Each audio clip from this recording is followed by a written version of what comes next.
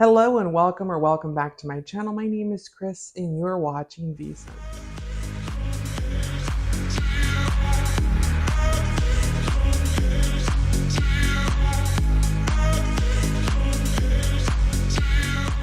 So we have here this beautiful fragrance. Look at that box. This is actually a limited edition product that was launched for the 150-year anniversary of the department store here in the US of Bloomingdale's. And they launched this. I didn't know if it didn't sell very well because on Bloomingdale's website, it's actually listed for $150, which is actually cheaper than the actual bottle itself because the scent is not anything new. And the fragrance we have here today is part of the Armani Privé Pivoine collection. This is Pivoine Suzhou, which is Peony of Suzhou, and this is what the box looks like. So, like I said, this fragrance is actually already available on Armani's website. It comes in the regular classic clear bottle with the black lid.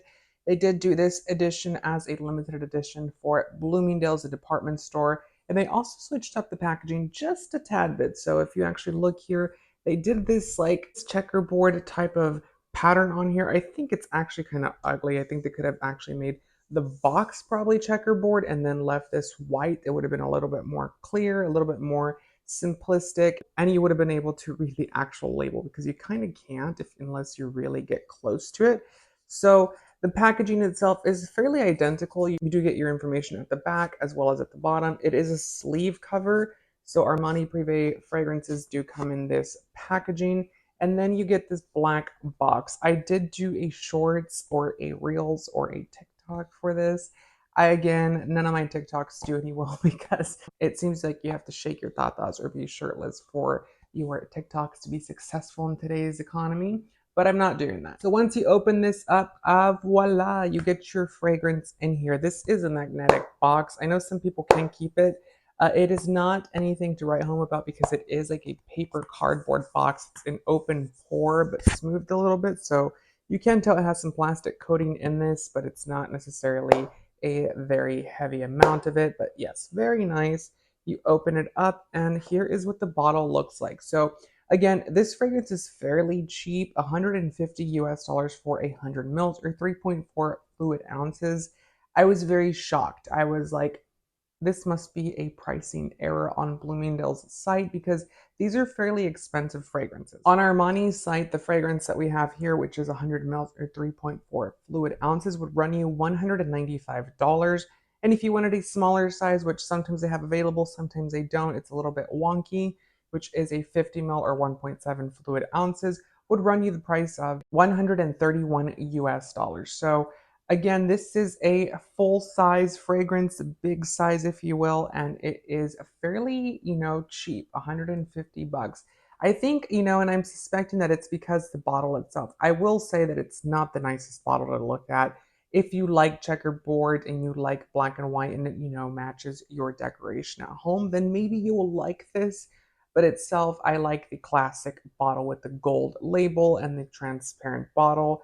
This one itself is just not my cup of tea when it comes to, a bottle itself that I would want. I did get it, and it is a very nice way to introduce myself into this fragrance because I really wouldn't have ordered this fragrance. There's a lot of other ones that I want to try from Armani Privé, such as Rose de Milano. I know that's a really fantastic fragrance. I've smelt it. I want it, but it's pretty pricey. They do have some limited edition bottles with that, which is like a glitter type of pink liquid inside. Anywho, back to this one. I do really like the scent of this one. I was fairly surprised because obviously the star of the show for this fragrance is going to be the note of peony because that's what it's named, of course.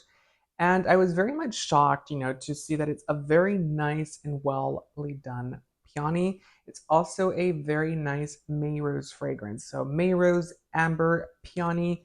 This is a soft, delicate floral scent. And before I even looked at the notes, because I actually ordered it blind sight, I didn't actually look at the notes. I was like, this is just a really good deal. I have to buy it. I'm not sponsored, by the way, but I should be. But yes, I was very much, surprised to see the price of this, and that's why I ordered it, without actually looking at the notes. When I first got it, I was like, first impression is that it's a light white floral, and although it doesn't have any white florals, it kind of gives you that vibe because it's very fresh, it's very wedding appropriate, it's very clean, very minimal, And it's that beautiful peony. It's not like Holy Peony by Dior where they overly do it and they make it into a perfume where it kind of comes off as old lady. It's very much similar to the type of peony you get in Misty or Blooming Bouquet, which is a light, airy, fresh peony. And this one in conjunction with May Rose. May Rose Absolute is in here as a note. And let me tell you, I have not seen a fragrance that uses May Rose so prevalent because it's fairly expensive to actually put into your fragrance. But they use it so highly concentrated in this fragrance to the point where it actually kind of becomes the star of the show itself. So it's a May Rose fragrance with peony wrapped around it, with nice notes of amber as well as raspberry, and a beautiful light musk heart in this fragrance.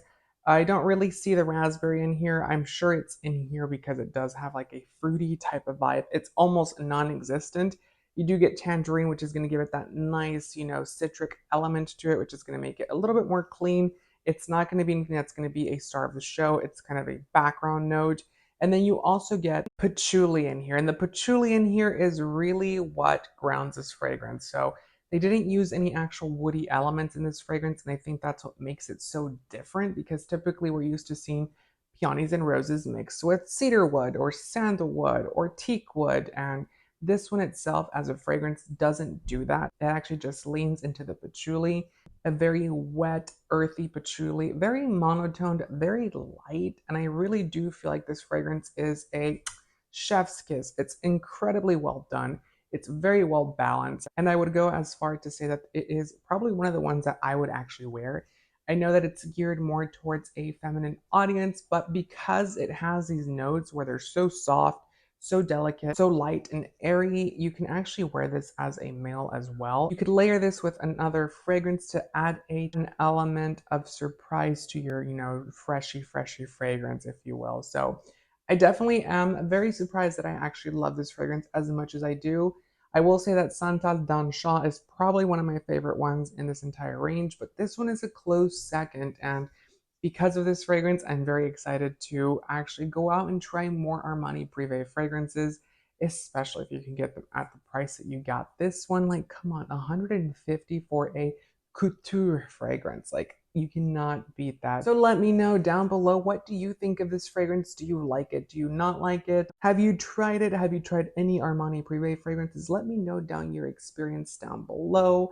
I do want to try their like beautiful lacquered colored bottles. I did try one here, which is Bleu Lazuli. It's an old fragrance review that I did, but I want to try like Rouge Malachi and all those fragrances, but they're pretty pricey, and I was not really impressed to the moon with Bleu Lazuli. It's a good fragrance. It's nice, but it's a little milky, if you will. But make sure to give the video a thumbs up. Make sure to subscribe for more fragrance related content, and I hope to see you on the next video.